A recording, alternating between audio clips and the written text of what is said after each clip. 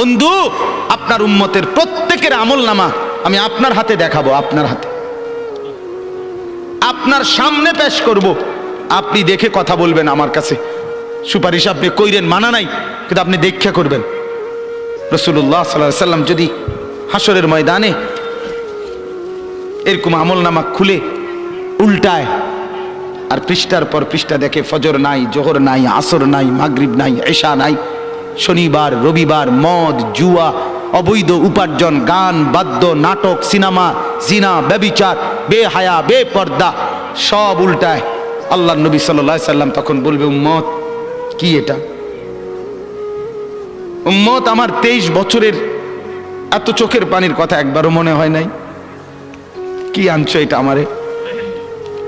উম্মত, তুমি জানো না আমি যে তায়েফের পাথরের আঘাতে পুরা পিঠ চালনির মতো ঝাঁঝরা বানায় ফেলছে আমার? শোনো নাই তুমি? আমারে যে উহুদের ময়দানে দান দান শহীদ করে রক্তাক্ত করছে, তুমি শোনো নাই? আমি যে 14 দিন পেটে ক্ষুধার তাড়নায় পাথর বাঁধছিলাম, উম্মত তোমার মনে নাই? একবারও শোনো নাই আমার ক্ষুধার কষ্ট, আমার পিঠের ব্যথা, আমার দাঁতের ব্যথা, আমার কাঁধে 2টা কড়া ঢুকে গেছে? উম্মত, আমার ঘরে 3 মাস আল্লাহর নবীর স্ত্রী আয়েশা বলছে, আল্লাহর কসম উম্মত, নবীর স্ত্রী বলছে 3 মাস 3টা চাঁদ উঠছে ডুবছে, রাইনা হেলালান সুম্মা হেলালান সুম্মা হেলালান, 3 চাঁদ 3 মাসে নবীর 9 জন বিবির কারো ঘরে আম্মা জান আয়েশা বলে 1 ফোঁটা চুলায় আগুন জ্বলে নাই।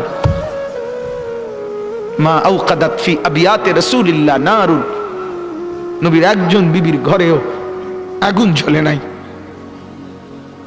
আল্লাহর নবীর স্ত্রী আয়েশা একদিন বলছিল নবীকে পিঠে হাত বুলাইয়া, ইয়া রাসূলুল্লাহ, স্বামী আপনার পিঠ ছিদ্র ছিদ্র কেন? পুরা পিঠ চালনির মতো ছিদ্র ছিদ্র কেন? আপনার কি ছোটবেলায় বসন্ত রোগ হয়েছিল, গোটা হয়েছিল? আল্লাহর নবী চোখের পানি ফেলে বলছে, আয়েশা তুমি জানো না আমার এই পবিত্র দেহে তো কোনোদিন মশাও বসে না, মাছিও বসে না, পোকা বসবে কেমনে? আমার পবিত্র দেহে তো হাঁটলে মেশকের ঘ্রাণ বের হয়, আমার পেশাব পায়খানাও তো কোনোদিন জমিনের উপরে 1 সেকেন্ড থাকে না, মাটি ফাঁক করে ভেতরে নিয়ে যায়, সেই আমার গায়ে গোটা হবে কেন? আয়েশা, এগুলো আমার তায়েফের পাথরের আঘাতের রক্তের দাগ।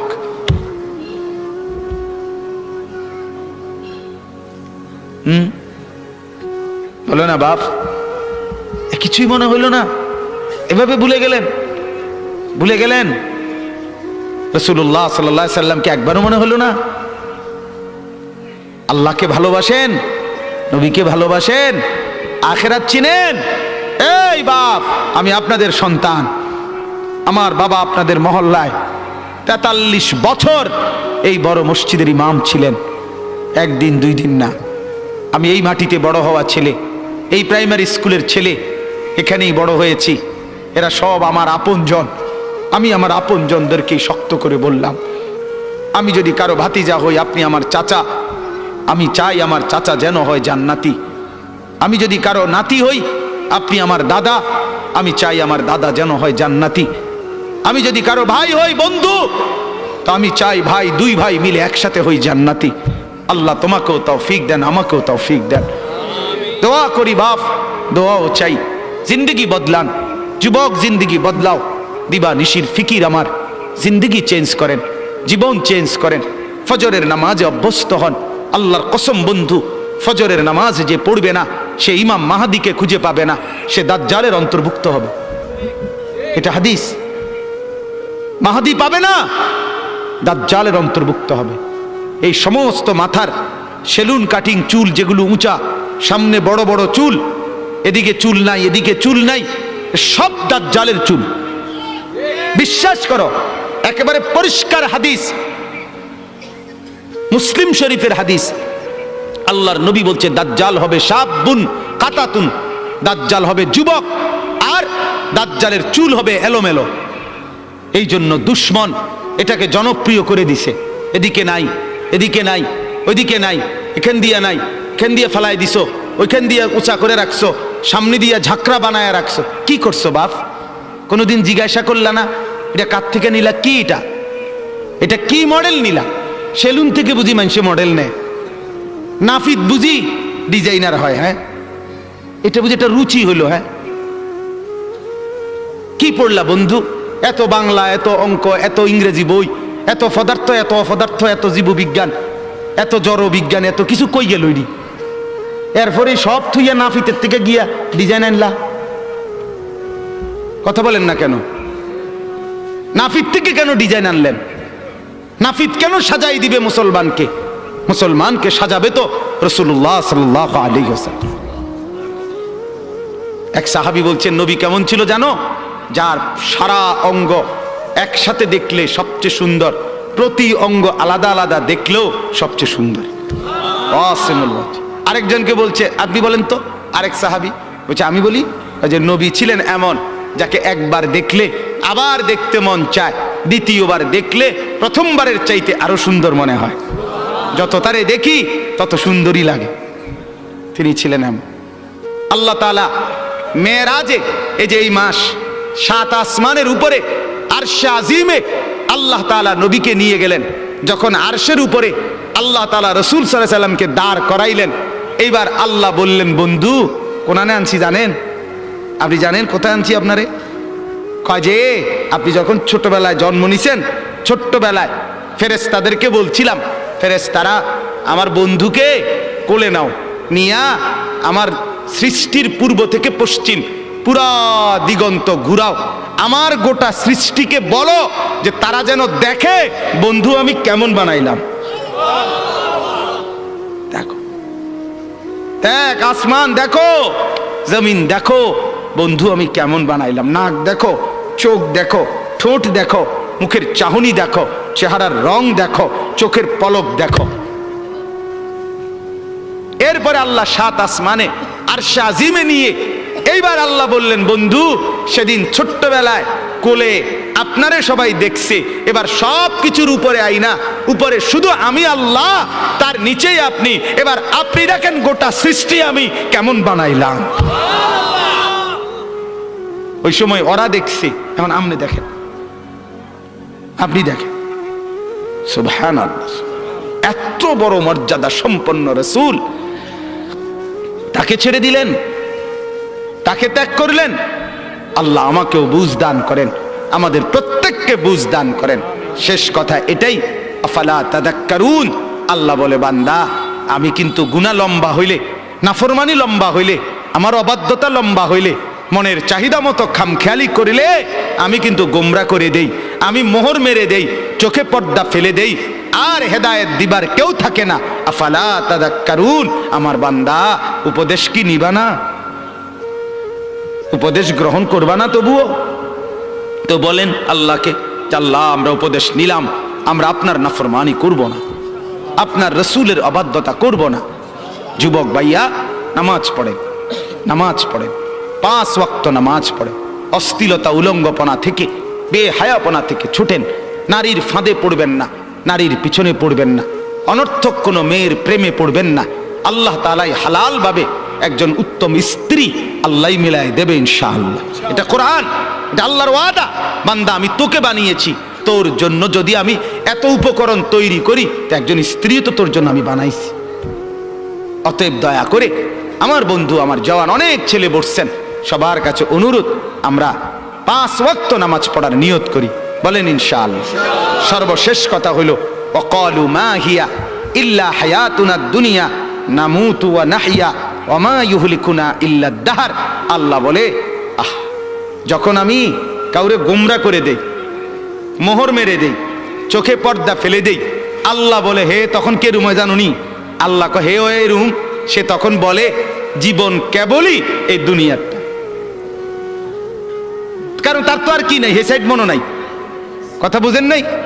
সে তখন বলে, জীবন কেবল এই দুনিয়ায়, নামুতু ওয়া নাহিয়া, কেউ মরবো কেউ বাঁচবো, ওমা ইউহলিকুনা ইলা দাহর, সময়ের আবর্তন, কালের আবর্তন, কেউ মরছে কেউ জীবিত হচ্ছে। এখানে আলাদা কোনো স্রষ্টা, আলাদা কোনো তৈরিকারী, এটা কিছু নাই। কালের আবর্তনে, সময়ের আবর্তনে কেউ মরবে কেউ বাঁচবে। সময়ের আবর্তনে প্রথমে বান্দর থাকবে, ধীরে ধীরে মানুষ হয়ে যাবে। বাহ বাহ বাহ বাহ। যখন আল্লাহ ভুলে যায়, আখেরাত ভুলে যায়, তখন আমি যে একটু আগে বলছি যে পরকাল ভুলে গেলে, আল্লাহ ভুলে গেলে নিজেকেই ভুলে যায়, তখন গিয়া বান্দররে জিগায়, বান্দরের কাছে গিয়া জিগায়, এই যে ভাই বান্দর, চাই দেখেন তো একটু আমারে চিনেননি? বান্দরে কয়, হ চিনছি তো, আপনি তো আমার লগে আসিলেন, আমরার লগে, আপনি হেনে গেলেন কা? কয় এটাই তো আমি জিগাইতে আইছি, আমি তো আসিলাম আপনার লগে, আমি ওনে গেলাম কা? নাউযুবিল্লাহ, নাউযুবিল্লাহ। অতএব কোরআন থেকে বঞ্চিত হলে আখিরাত মিলে না, পরকাল মিলে না, আল্লাহকে আর খুঁজে পাওয়া যায় না, নিজের অস্তিত্ব ভুলে যায়। আল্লাহ বলেন ওমা লাহুম বিযালিকা মিন ইলম ইনহুম ইল্লা ইয়াযুন্নুন। আল্লাহ বলে মূলত এদের কোনো জ্ঞানই নাই, যারা দুনিয়াকে নিয়ে ব্যস্ত থাকে এরা মূর্খ, মূর্খ, নাদান, অজ্ঞ। ইনহুম ইল্লা ইয়াযুন্নুন, তারা নিজের খেয়াল খুশি মতো চলে, অনুসরণ করে, বলে। আল্লাহ বলেন মূলত জীবন বলা হয় দুনিয়া না আখিরাত। জীবন মূলত কি বলেন না? অতএব বাপ, আপনাদের কাছে অনুরোধ, রাত গভীরে এতটুকুই কথা, মূল বক্তব্য দুইটা। একটা ছিল, প্রথম বলছিলাম আল্লাহর কোরআন পড়বেন, বলেন ইনশাআল্লাহ, মনে আছে না কথাটা? কোরআন পড়েন, তর্জমা পড়েন, অর্থ পড়েন, শুধু বাংলা অনুবাদটাই পড়েন, দেখবেন কলিজার মধ্যে নূর আসবে ইনশাআল্লাহ, আলো জ্বলবে, আলো, সব ভালো লাগবে, নতুন করে ভাবতে শিখবেন, আল্লাহ তাআলা তৌফিক দিবে। দুই, গুনার অনুসরণ করবেন না, নাফরমানি দীর্ঘদিন লম্বা করবেন না, নাফরমানি লম্বা করবেন না, মদ খাওয়া ছেড়ে দেন, জুয়া খেলা ছেড়ে দেন, গান বাদ্য ছেড়ে দেন, অশ্লীলতা ছেড়ে দেন, নাটক সিনেমা ছেড়ে দেন, নর্তকীর নাচ দেখা ছেড়ে দেন, উলঙ্গপনা ছেড়ে দেন, গান বাদ্য ড্যাকসেট বাজানো এগুলো বন্ধ করে দেন। যার ঘরে রঙিন টেলিভিশনে নর্তকী নাচে সেই নর্তকীর নাচ বন্ধ করে দেন। প্রত্যেকের হারাম রোজগার, সুদ, ঘুষ, অবৈধ ইনকাম এটা বন্ধ করে দেন। দুনিয়া অল্প অল্প অল্প। আল্লাহ তাআলা আমাদের প্রত্যেককে আখিরাতের প্রস্তুতি নেওয়ার তৌফিক দান করেন, বলেন আমিন। আমি আমার আব্বার জন্য দোয়া চাই, আমার আব্বা আপনাদের মাঝেই ছিলেন, আল্লাহ তাআলা যেন বাবার কবরকে নূরে নূরে ভরপুর করে দেন। আপনাদেরও যাদের বাবা নাই তাদের জন্য দোয়া করি। মা আমার অসুস্থ, হাসপাতালে ছিলেন 3 দিন, আজকে মাকে আনা হয়েছে বাসায়, তো মাও অসুস্থ, মার জন্য দোয়া করবেন। ভাই বেরাদর সহ আমরা সবাই আপনাদেরই সন্তান, আপনাদেরই কাছে বড় হওয়া। আল্লাহ তাআলা আমাদের সবাইকে আন্তরিকতা, মহব্বত, সম্পর্ক দান করেন। যেই ছেলেগুলো এই মাহফিলের ইন্তেজামের জন্য কষ্ট করেছে এরা আমাদেরই পরিচিত, আমার কাছে গেছে। আমি আজকে সত্যিকার অর্থে আমি কোনোভাবে, আমার আরো 2টা বয়ান ছিল মাগরিবের পর, আমি আরো 2টা মাহফিলে বয়ান করে এরপরে আসছি। মূলত আমি কোনোভাবে মিলাইতে পারতেছিলাম না, কিন্তু আমার ছোট ভাই সহ এরা ছেলেরা এমন জাতা দিয়া ধরছে, আলহামদুলিল্লাহ আল্লাহই মিলাইছে। সব শুকর মালিকের। আল্লাহ তাআলা ছেলেদেরকে উত্তম বিনিময় দান করেন। এই মাহফিলখানা আল্লাহ তাআলা এই মাহফিলখানা কিয়ামত পর্যন্ত কায়েম দায়েম করে দেন। ছোট্ট পরিসরে কষ্ট হয়েছে অনেকের, বসতে দাঁড়াইয়া ছিলেন, আল্লাহ তাআলা প্রত্যেককে উত্তম বিনিময় দান করেন। হ্যাঁ, অনেকে ইন্তেকাল করেছে, প্রবাসে আছে, বিভিন্ন জন বিভিন্ন পেরেশানিতে দোয়া চাইছে। আমার এক বোন আমারে কিছুদিন বলছে, আগে এখনো বোন আছে বাসায়, তো বোন আমারে বলতেছে, ভাই এখনকার মানুষের 2 কথা সবসময় মনে রাখবি। আমি কই কি? এক, হয় ব্যস্ত নয় অসুস্থ। এই মেজফা হয় ব্যস্ত নয় কি অসুস্থ। এই হইল বর্তমান মানুষের পরিচয়, হয় ব্যস্ত নয় অসুস্থ। আল্লাহ তাআলা আমাদের প্রত্যেককে ঈমান আমলের দৌলত দান করেন, সুস্থতার জীবন দান করেন। আমাদের শ্রদ্ধেয় আলহাজ হযরত সালামতুল্লাহ হাফেজ সাহেব দামাত বারাকাতুহুম, সেই আমার বাবা যাকে মহব্বত করতেন, আমরাও যাকে শ্রদ্ধা করি, মহব্বত করি, ছোটবেলায় মক্তবে পড়েছি হুজুরের কাছে। এবং আমার শ্রদ্ধেয় হাফেজ মুজিব সাহেব হুজুর অনেক অসুস্থ, সব সময় আমি কথা বলি হুজুরের সাথে, হুজুরের এলাকায়ও যাই মাহফিলে। আল্লাহ তাআলা যেন উনাকেও শিফা দান করে, সুস্থতা দান করে। আমার শ্রদ্ধেয় মাওলানা হাবিবুর রহমান আল ফরিদি, আল্লাহ তাআলা তাকেও যেন কবুল করে, উত্তম বিনিময় দান করে। আল্লাহ আপনাদের সবাইকে সুখে রাখুক, উত্তম বিনিময় দান করুক, আমিন।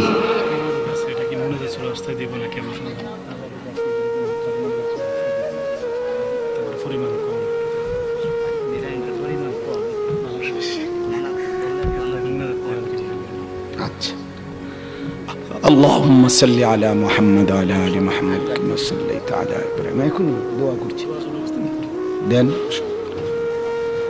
اللهم صل على محمد وعلى آل محمد كما صليت على إبراهيم وعلى آل إبراهيم إنك حميد مجيد استغفر